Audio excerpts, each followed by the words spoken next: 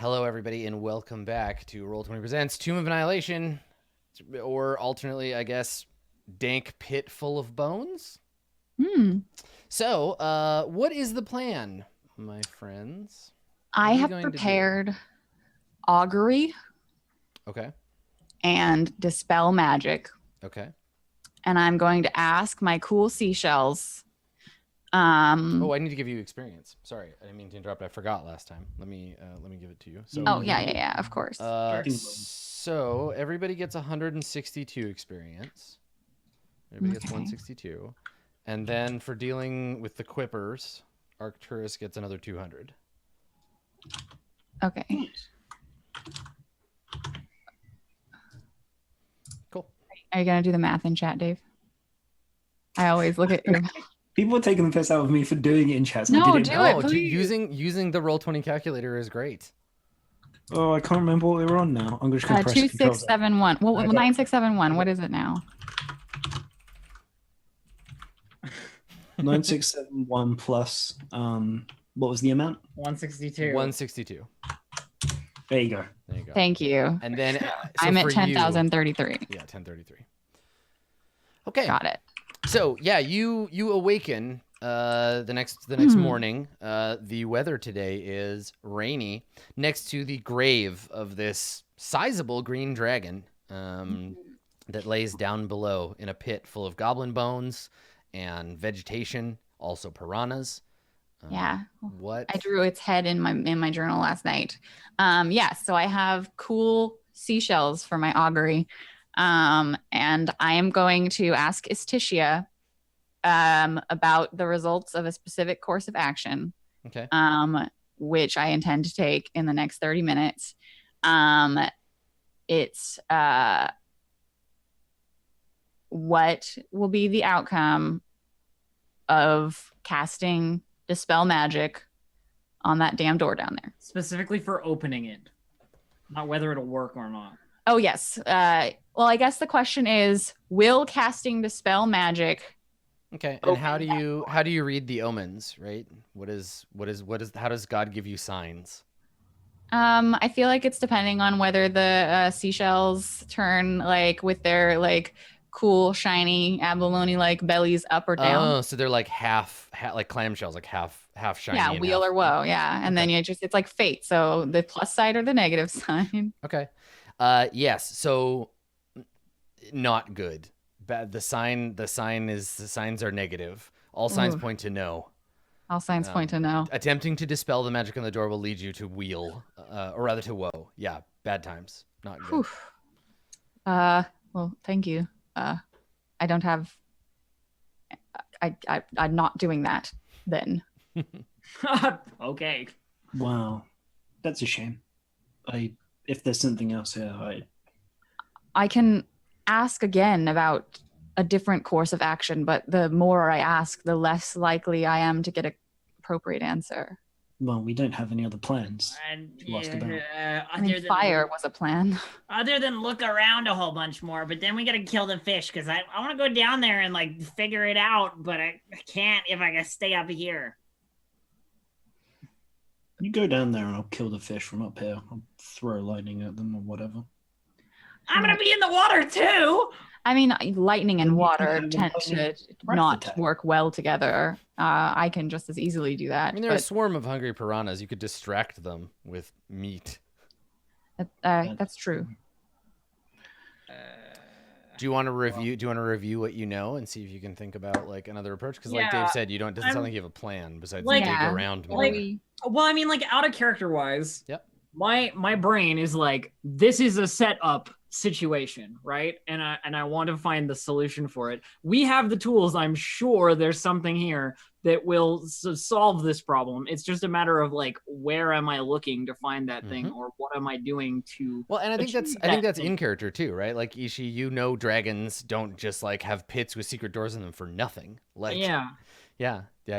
So the grotto itself seems to be the place where this green dragon was attacked and killed by a lot of goblins who are also, like most of them, attacked and killed.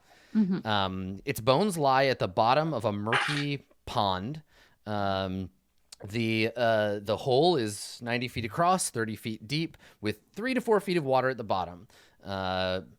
Somehow there are a bunch of piranhas in here. That's a thing. The frogs have moved in, but they're amphibious, so they could have jumped down here or whatever. Sure. You mentioned the frogs, and I was immediately like, frogs? So there's frogs down here living among the muck. There are the bones. There's the netting. There are plants that grow all around the outside edge, except in the spot where the door is. All of those plants were dead. Necromancy? The green dragon. Green dragon is... Do I know what green dragon... Like, I mean, if Elf knows, then it's fine to assume. Green dragon is... acid? I'm not sure. But here's the thing, right? We'll test a couple of things because we can, I guess. But to open the door, you need like a specific thing, probably. Right?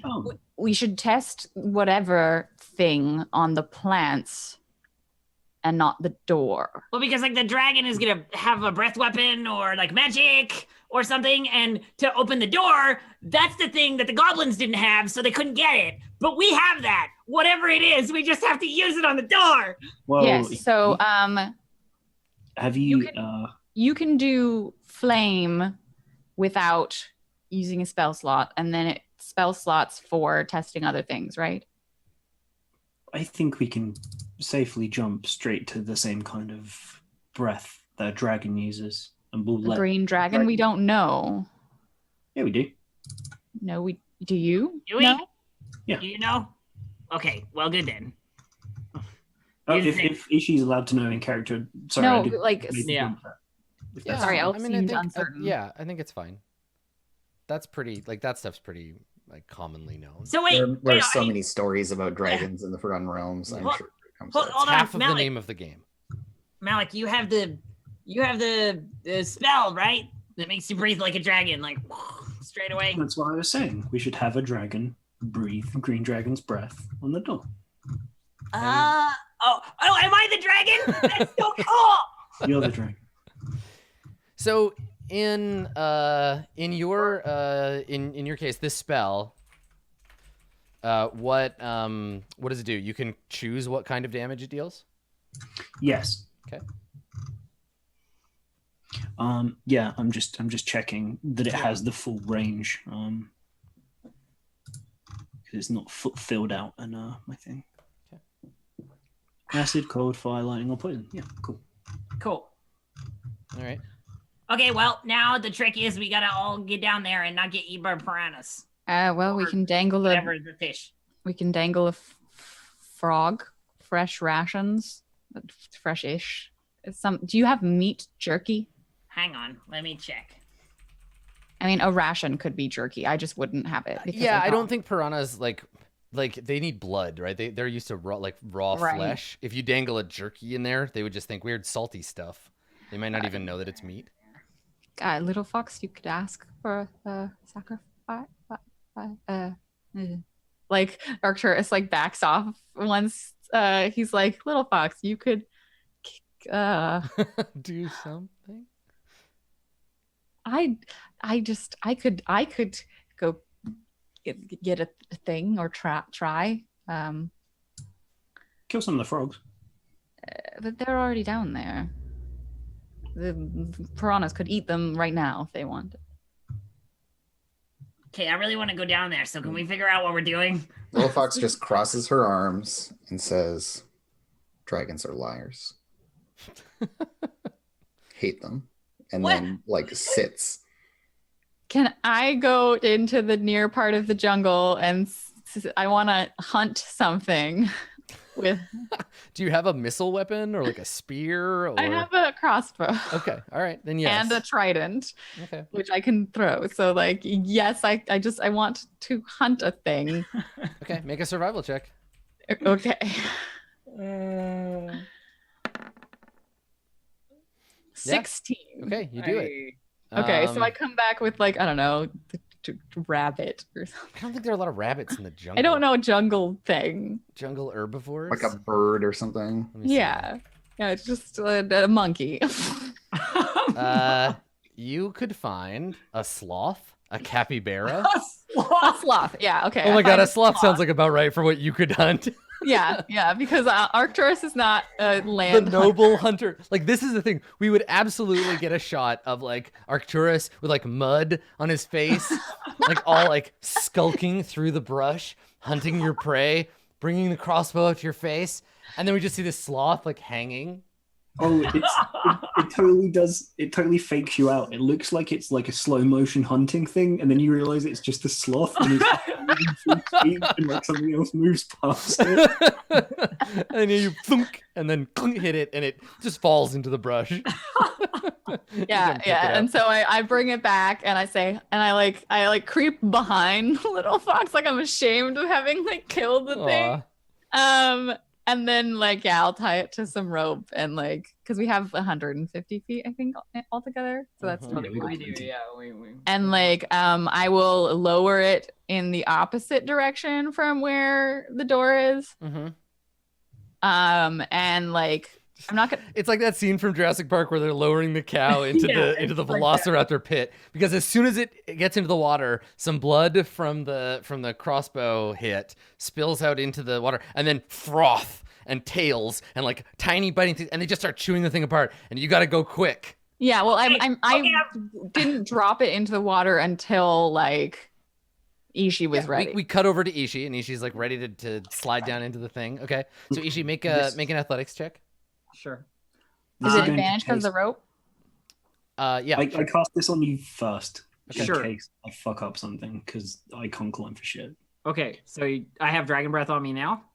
Yes, this is going to taste incredibly bad. Oh god. So Ishi, as you climb down, your stomach is just like, and you like burp a couple of times, and like little like green bubbles come out and pop and like splash poison on you.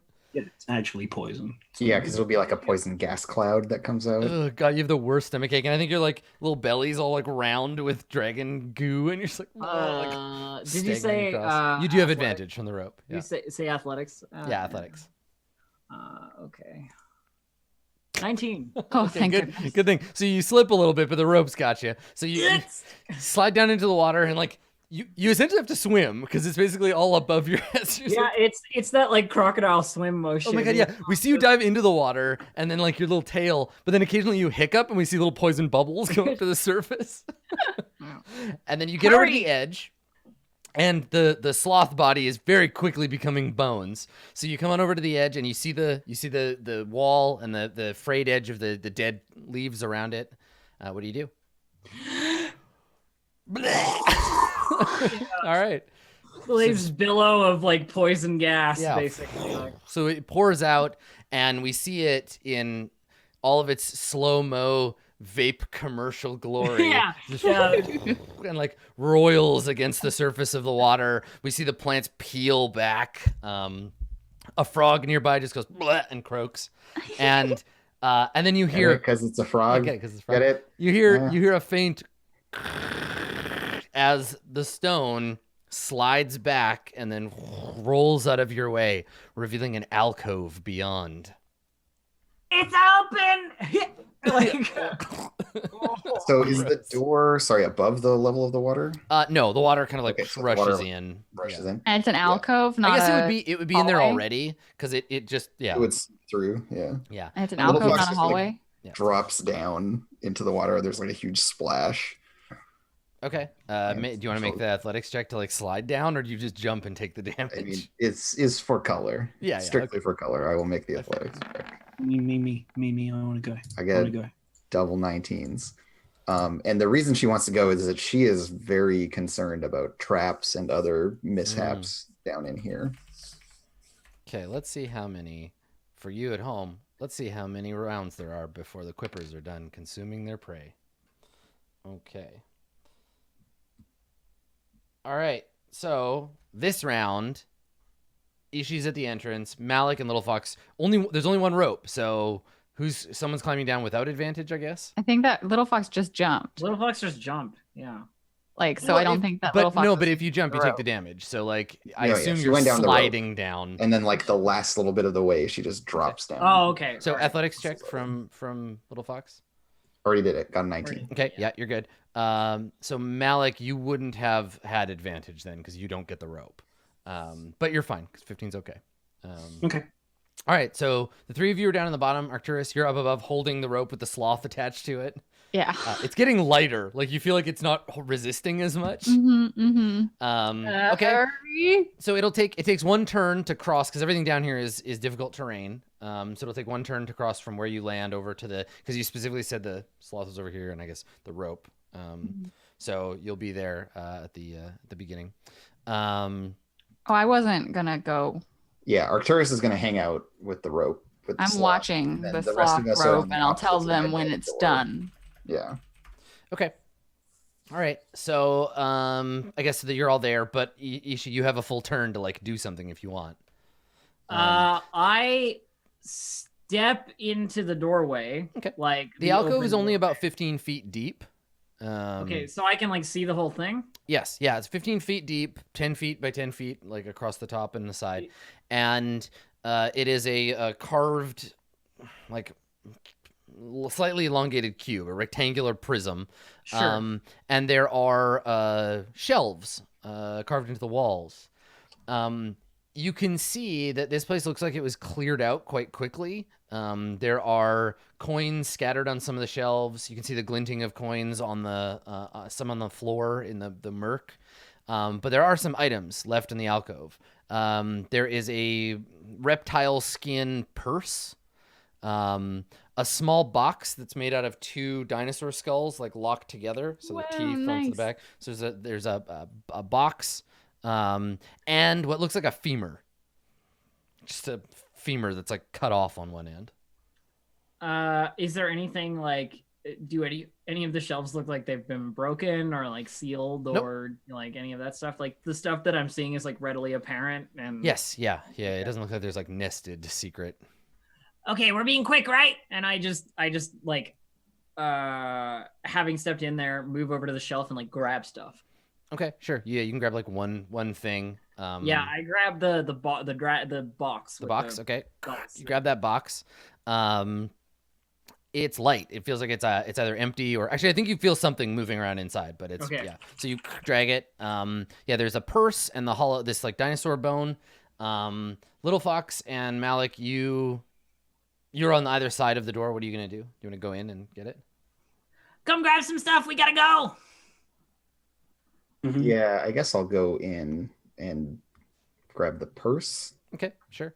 You can tell the purse is finely made of triceratops hide. It is a triceratops hide purse.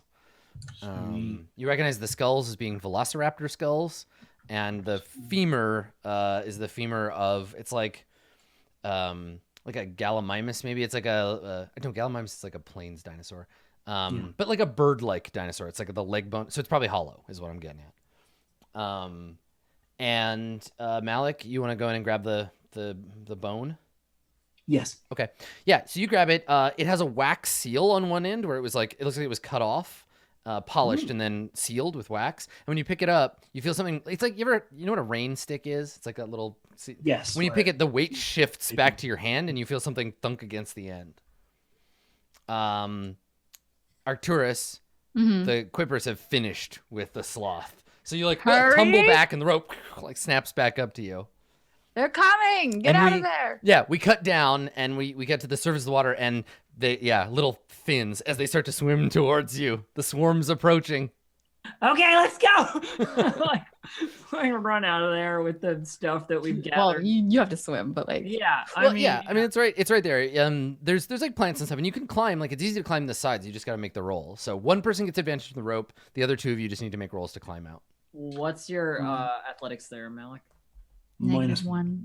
-1. Okay, so you have worse athletics than me. I can teleport up and out of it. Okay. All right. So you're just gonna like misty step your way out. So is it like?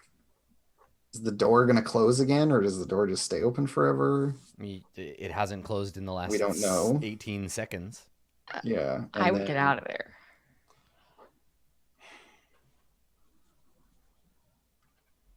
I think Little Fox just has trouble trusting this at face value, that this is like the dragon's hoard or whatever. Well, I did say that it looked like it had been cleaned out really quick. Relatively recently. Anyway, are you climbing out? You could make an investigation check. I want to take a little longer. Yeah, she just doesn't trust it. Okay, yeah, I mean, if you do anything other than climb out, the quippers will be like on you at the beginning of the next turn and like biting we're gonna you. have to fight fish if you wait. Like, I'll wait. But that's cool. You can stay if you want to. Yeah. I'm just too curious, friends. Okay, so make that investigation check. All right, I will spend my advantage on it. Okay, and Malik and Ishi, are you staying or going? If she's staying, I'll stay. And it's one of those things where I'm pretty sure I'm like, come on, let's go, and then you don't move, and I'm like, yeah, fine. Hey, come on. Malik, what are you doing? I will misty step out of it. Okay. Okay. So Ishi and Little Fox both get attacked by quippers. Before that happens, Little Fox, you get a chance to like really look around. Yeah, you can see like hasty, like you can see scrape marks. The back of some of the alcoves have like claw marks on them, and it looks like a dragon of some kind just was like scraping shit off the shelves. And this might have been stuff that got left behind or something. Oh, so it was like this wasn't the dragon's hoard. The dragon was stealing from this place. Maybe. Or something. Yeah, maybe. But the dragon's breath opened it, so you don't know. Or it was trying to like retrieve its hoard. Yeah, Arcturus made a drawing of the dragon's skull. That might be enough information to take it back to Port Nyanzaru, or like have somebody identify like, oh, this is that dragon, to give you some context. Mm-hmm. Or you can find what's left of the goblins that did this and maybe ask them. Volo will know, probably. Yeah, I mean, his guide doesn't say anything about dragons, but let me find the quippers, and then I'm going to bite you. Okay. So you get swarmed by quippers as they rush over, frenzied with blood, seeking hot meat to chew on. And they attack... I am the meatiest. They attack Little Fox, and they miss. And they attack Ishi, and also miss. So they're like biting at you, and they're like surrounding you, trying to get at you, trying to swim into your armor. That kind of thing. Can we go? Oh, that wouldn't work. Never mind. And yeah, there's like Little Fox like looking around just because like she can't like, you know, initially she couldn't like believe that that was all there was to it. It was just like You're like, no, there has to be something else. Like, this is weird, right? Yeah. And then so now seeing those signs, she kind of like puts a little bit of a narrative together in her head of like what might have happened. And then yeah, just like bolts out the door, like stomping through piranhas, like clearing the way for Ishi to follow in her wake. Okay, Ishi, just jump on Little. So basically the way it's going to work is that you can both make an athletics check to climb out. Sure. One of you with advantage, but you'll get attack of opportunity as you pull yourself up out of the water. That's fine. Okay. I'm gonna rage on my way out. And not take the rope, because if I rage, I get advantage on my athletics. Oh, okay, sure. She just climb angrily. Yeah, she's just like, right, like so the Little fish Fox around her and everything. She's all pissed off. And Ishi. Okay, so you're fine. Make your athletics checks. All right. I'm using the rope. Okay. Yeah, and I'm You just both getting have advantage advantage. because I'm digging my hands into the walls. Just come flying up out of the pit. 30 feet. Yeah. Yeah, like jump half the distance. Okay, and cool. So catch- Ishi without the rope, it wouldn't have been such a good go, but you do it and you climb out. And that's it. You get out of the pit. And the fish are angry they don't get more snacks. But I just like roll up onto the edge or whatever from the rope. Yeah. I'm lying on my back and there's just a little like of like like cough of like right. And you do that and above you the like vines and stuff that are hanging down just die. Little flowers wilts and falls over. Shakes a piranha off of her foot back into the water. Totally. Arcturus, there's a piranha lying on the ground near Ishi, just like flopping around, snapping its jaws. I like push it back into the. It rolls down into the pit. Bloop. Sorry. I hope that some. It tried to eat your friends. Why are you apologizing to it? It's doing what it's meant to do. It's a fish. Oh, well. One could argue that it's in man's nature to kill, yet we blame him for it. Malik, that spell is awesome. Well, you've still got frost, acid, and thunder to try, I think. lightning. I don't know if I want to puke up acid. That seems like a bad plan.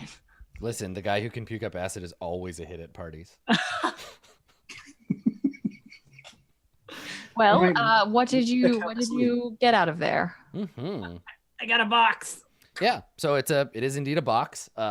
It's two raptor, like velociraptor skulls, so it's like pretty little, but it's set so their bottom jaw is missing and they're locked together upside down. So one's teeth are in the back of the other one's skull, and they're like this. And then you have the Triceratops hide purse, and then the dinosaur bone with the wax plug in one end.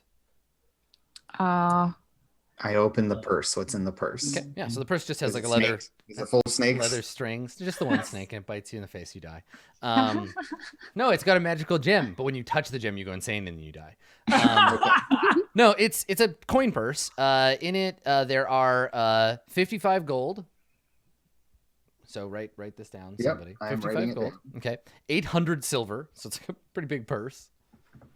800 silver. 800 silver, 55 gold, and three rings. That have blue quartz like gemstones set in them. They're worth 10 gold apiece.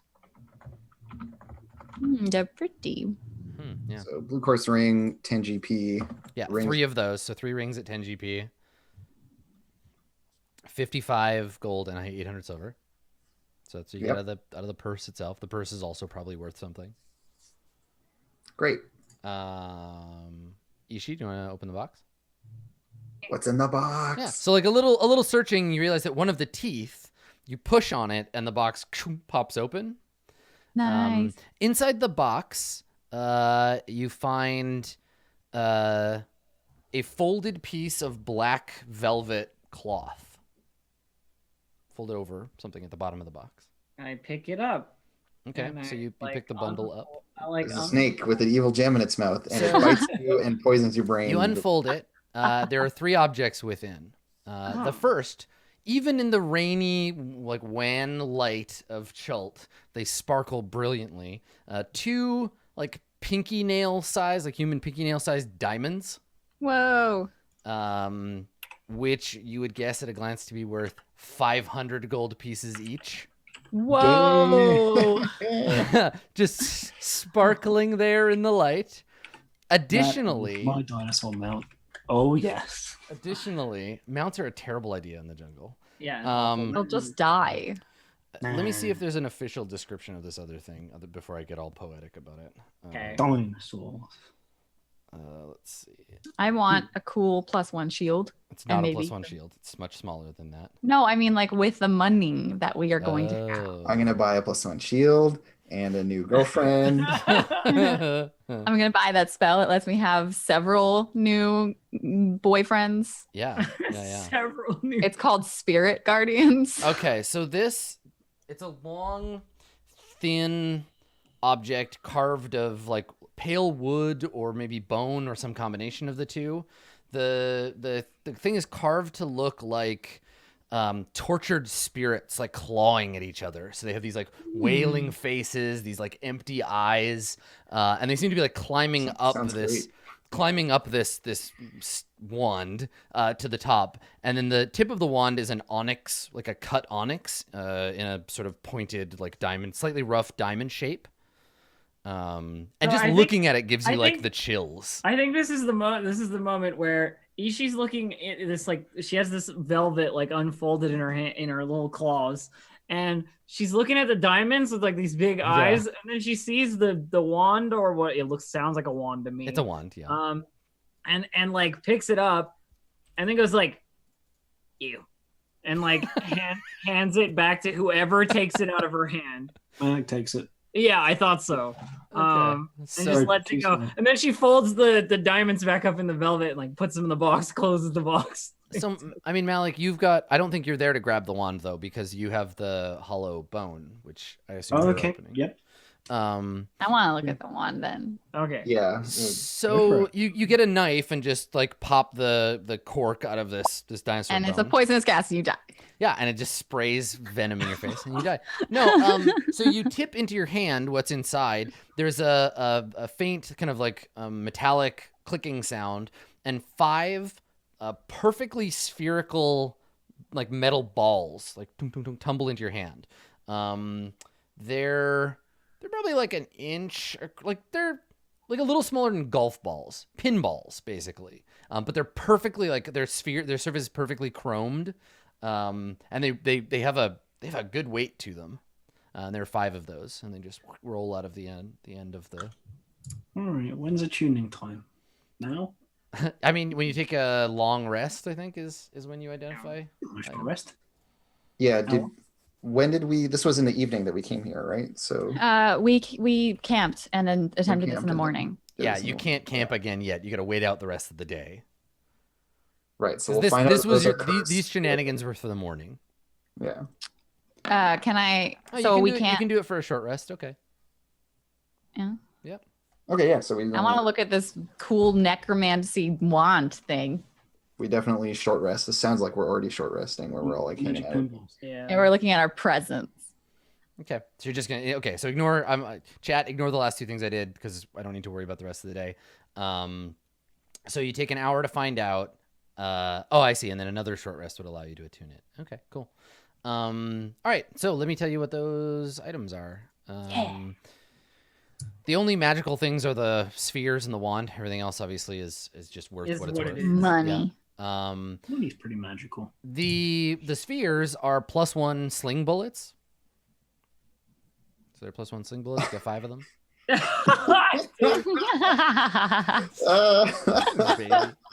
I did that. Throw them real hard at stuff and they hurt a little more. Thanks, Grandma. It's like 1d4 +1.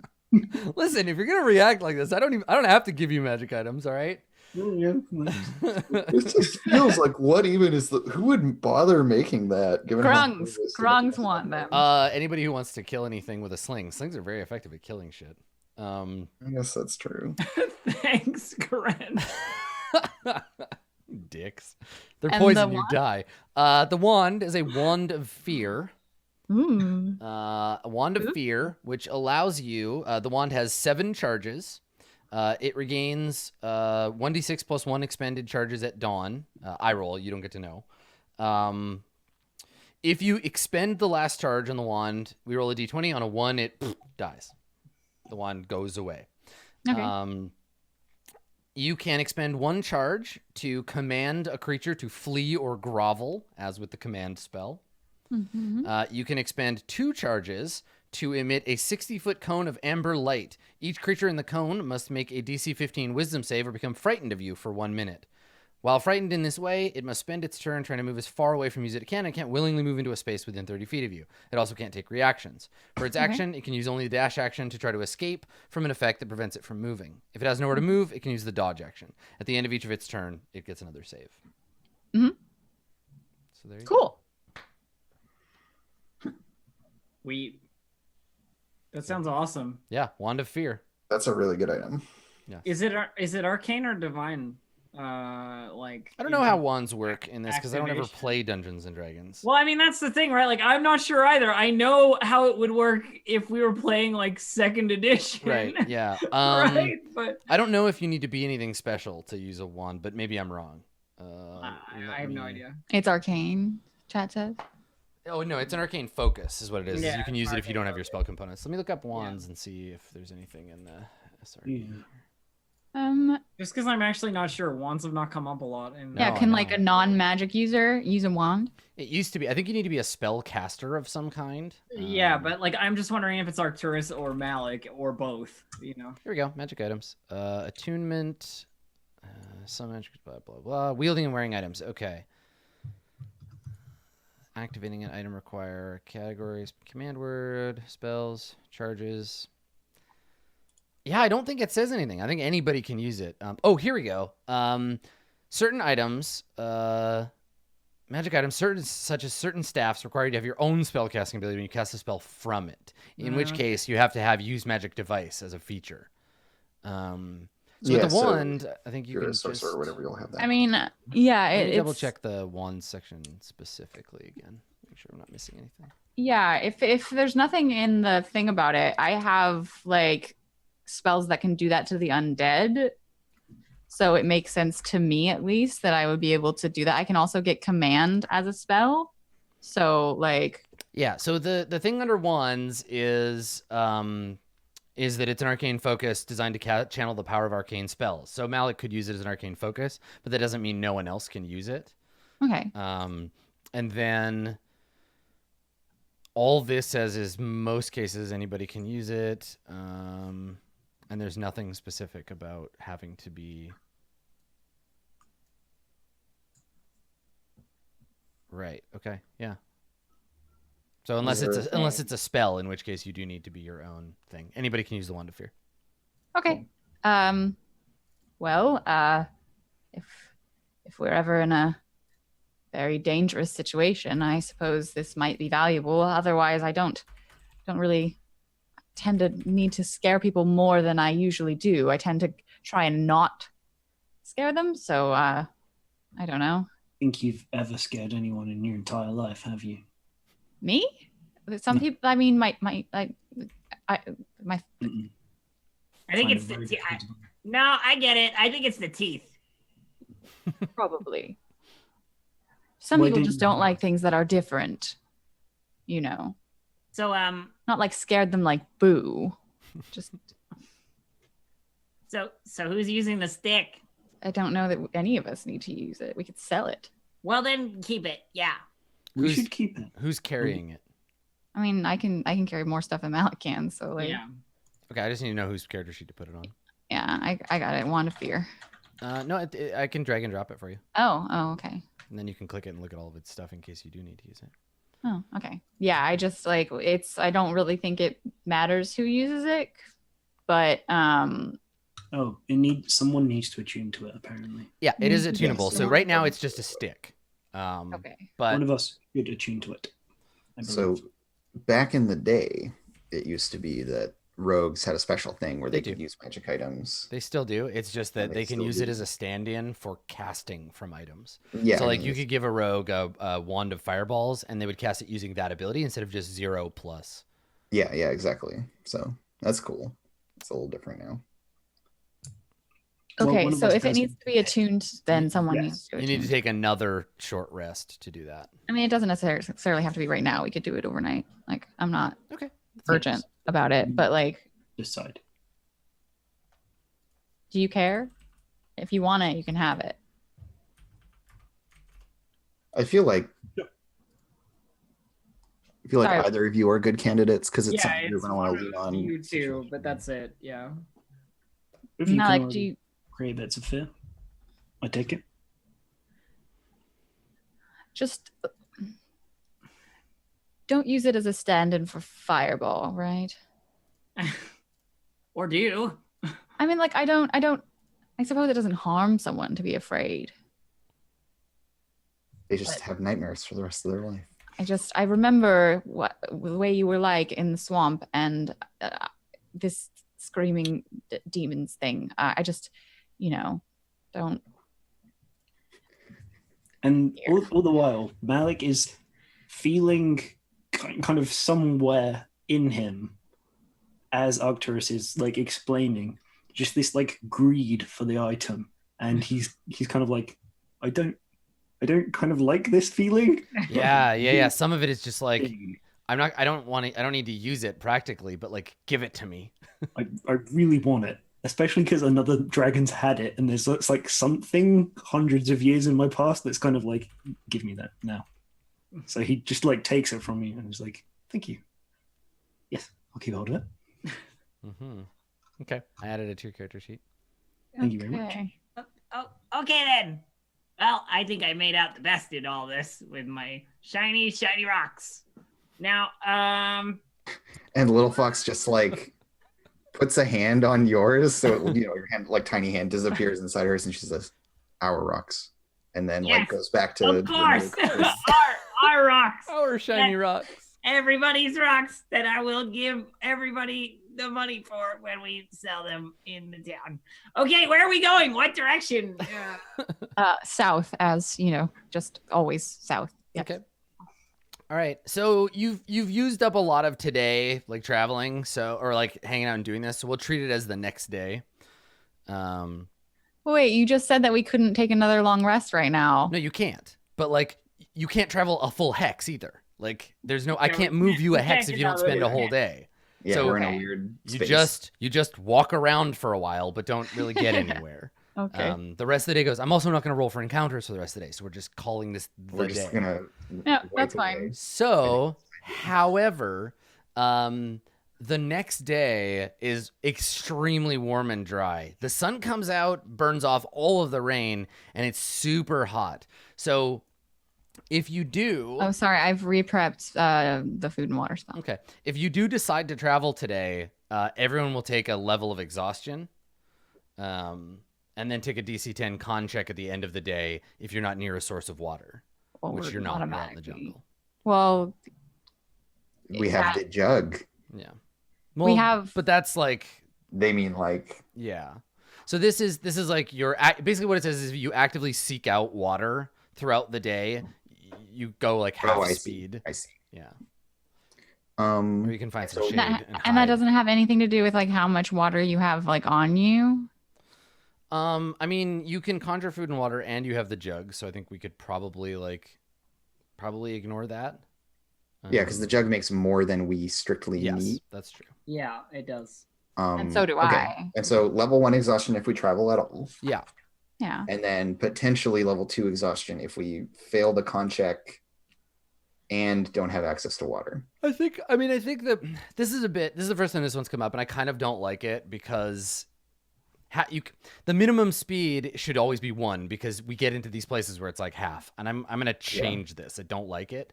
I think it's just one level of exhaustion if you decide to move, and then a DC 10 con check period at the end of the day. Okay. Sure. Like just if you move, like that's just so it's functionally very similar to the stormy weather stuff, where it would exhaust you more. Yeah, just choosing to move is like exhaustion and then a bit more. Yep, risking more. I'm down to just push through, personally. Sure, why I don't know not? how y'all feel about it. Yeah, why not? Okay. Try. Let me alter. I can make a DC 10 con check probably. I think DC 10 con check's not bad. Let me alter my warrior table here. 1 sec. And level 1 exhaustion goes away if we take a long rest. We just have it during the day. It'll go 1 level of exhaustion when you rest. Yeah. So you'll either have 1 and it'll go away, or you'll have 1 during the day. Start tomorrow with 1. And start tomorrow with 1. Yeah. Yeah. And level 1 exhaustion is skill checks. Yeah. Disadvantage on skill checks. Okay. Well, yeah. I mean, let's go for it. Yep. Let's just really hope that there's not like a climbing puzzle or something, I guess. I mean, if there is, we just wait it out. Okay. All right. So let's say you're wayfinding with advantage today. Blessings of Istitia on this dry and hot day. Yeah. So here's a question. Yeah. It says if you decide to move level 1 level of exhaustion, does that mean that our wayfinding is at disadvantage? Yes. Okay, Yeah. so it's just a flat roll. It'll just be in that flat. case? Yeah. Okay. I mean, that's fine too. Yep. It's manageable. You have a massive stat bonus to it. So 6, 7, 9. Yeah, we're at a +9. Yep. Okay. Flat roll. All right. Normal pace through the jungle. Going south. Okay. All right. So you head south through the jungle towards where you believe Cure Sabal to be. And I think you're actually getting close enough that you might be able to start seeing some stuff. Let me take a look.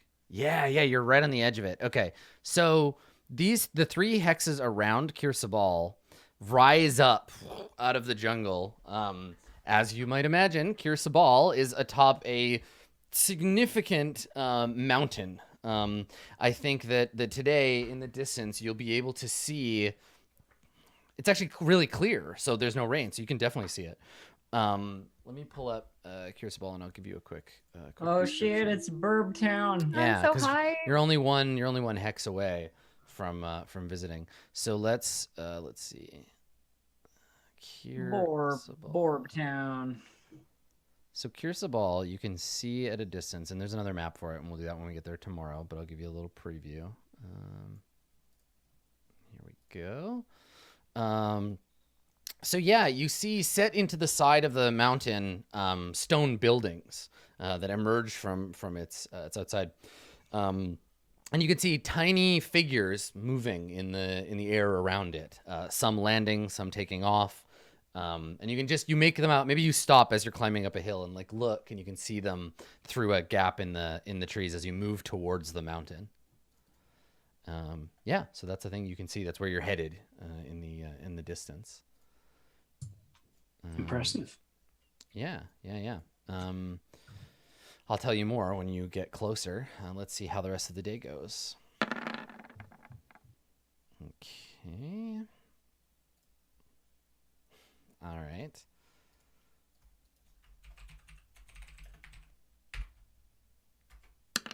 So that afternoon, you're making your way up the path towards Kir Sabal, and Little Fox and Malik, you see in front of you a sign has been like hammered into the ground, big wooden sign, and it says area forbidden in big black letters. Area forbidden. And they're like neatly painted. It's not like a messy like backwards R Toys R Us horseshit. It just says area forbidden, and it's like stamped into the I think somebody doesn't want us to be here. We were invited. Yeah, but I'm sure that's for people who weren't invited.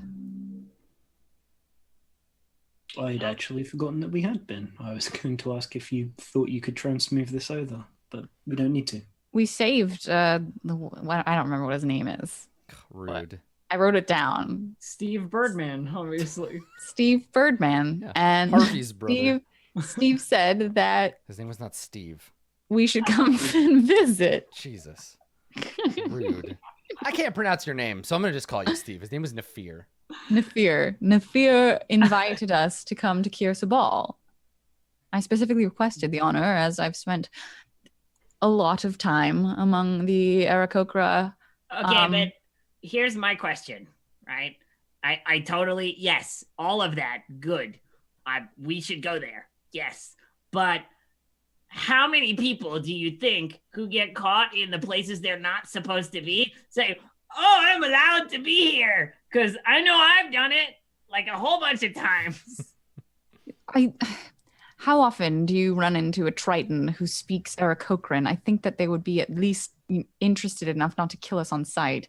Looks like a pretty big city. I wonder if Nafir told everybody. Likely not.